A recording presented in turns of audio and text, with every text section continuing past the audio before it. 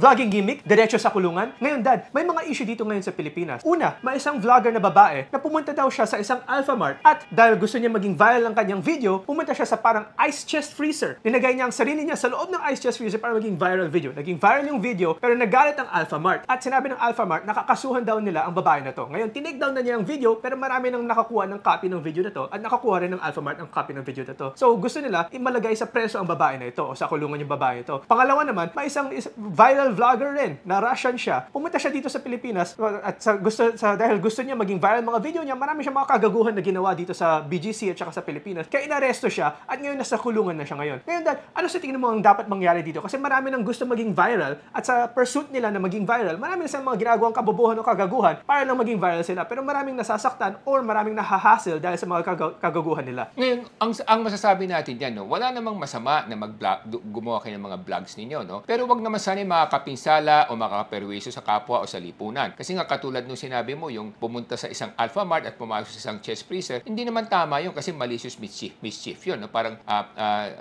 inaabala mo yung isang negosyo at nang sa ganun para ikaw ay sumikat lamang. Pwede ka naman sumikat sa maraming paraan. Pwedeng galingan mo pagkanta mo, pwede kang sumayaw na mas maganda at marami kang pwedeng maisip na jokes or comedy na pwede mong gawin o pag-aarte, pero hindi naman kinakailangan na makapinsala ka, makaperwisyo ka ng ibang tao. Yun ang isang mali doon sa ginawa ng vlogger na yun, no? So pangalawa, yung sinasabi mong Russian vlogger na yun, napanood ko rin naman yun, no? Nakita natin na parang binabastos niya yung police, yung mga security guard, at tapos parang may tinakbo pa siyang isang gamit, tapos sa kanya binalik. So yung mga ganon, hindi talaga maganda yun kasi nga meron tayong tinatawag na malicious mischief o unjust vexation ng mga batas na hindi ka pwedeng maminsala o manghasal o mangharas ng kapwa at nang sa ganun para lang sumikat ka. Para sumikat ang isang tao, maraming pamamaraan. Kaya kinakailangan yun ng pag-ibayuhan natin ng ating pansin kung gusto natin sumikat. Pero yung ganyan mga klaseng mga pagbablog na nakakaperwisyo, talagang makakasuhan kayo. At hindi lamang yun. Ano ba naman yung 1 minute of fame pagkatapos ang